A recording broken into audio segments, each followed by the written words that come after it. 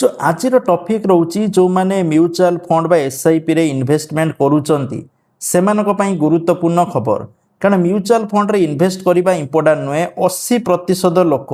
80% लोक mutual fund रे भूल तरीका रे इन्वेस्ट करूचंती आपण मध्य जदि करू नाहंती तो जदि करूचंती ताले किछि लाभ नाही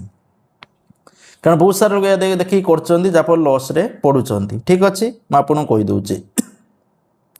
प्रथम देखो एसआईपी कौन एसआईपी रोची सिस्टमेटिक इन्वेस्टमेंट प्लान आजिकल निवेशर सबुठारु लोकप्रिय उपाय किंतु अनेक लोक एसआईपी आरंभ करथिले मध्य किछि साधारण भूल पाई भल रिटर्न पाई पारु नाहंती तेणु भल रिटर्न पाई पारु नाहंती काहे कि मु आपन कहूची देखंतु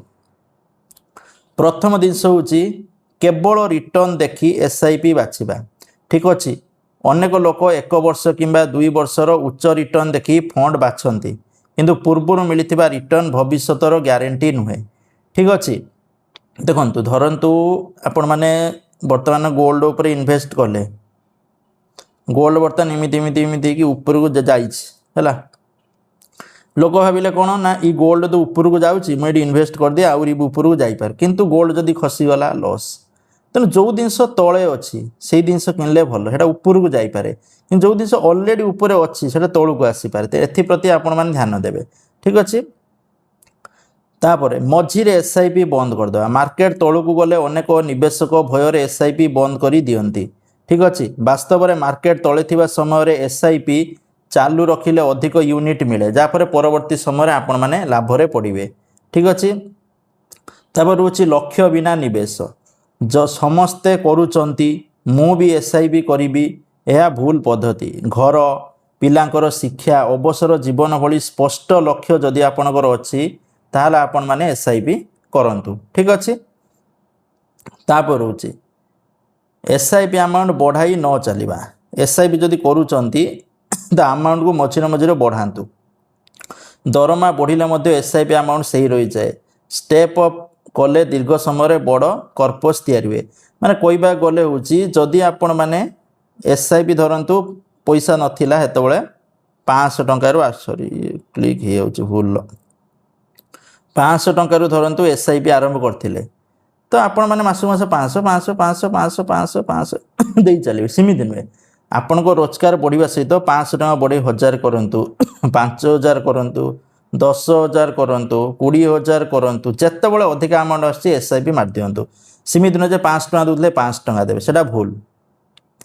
अत्यधिक फंड रे निवेश 10 रु 15 टी म्यूचुअल फंड रे एसआईपी करबा सब बेले भल नुहे भल चयन करा जाइथिबा 2 रु 4 टी फंड बृहत बा पर्याप्त होई पारे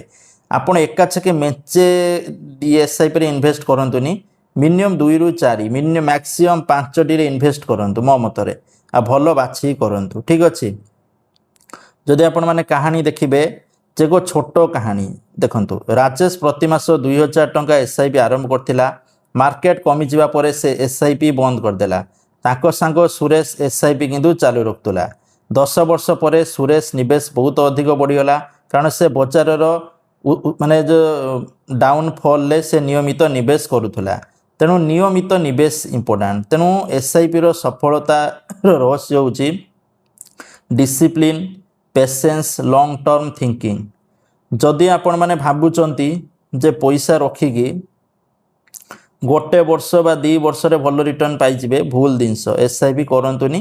एफडी कर दियंतु आरडी कर दियंतु किंतु जदि आपण भाबुचंती जे 15 वर्ष रखिबी पैसा नले 20 वर्ष पैसा रखिबी ताले बहुत मस्त रिटर्न पाइबे आपण माने 12% तो एवरेज दूची किंतु 15 रु 20% रिटर्न मिला बहुत भल रिटर्न तेणु एसआईपी जो माने लॉन्ग टर्म पाई भाबुचंती जे घरटे करी 20 वर्ष परे जियो बाघरटे करी कि पुओ पाठ पढ़ा पाई करी तेणु लॉन्ग टर्म जदि भाबुचंती ताहले एसआईपी करंतु नले एसआईपी करिया आवश्यक नाही एफडी कर दियंतु एइथिला माने पूरा प्रॉपर जो माने एसआईपी करिया पाई चाहउचंती थैंक यू।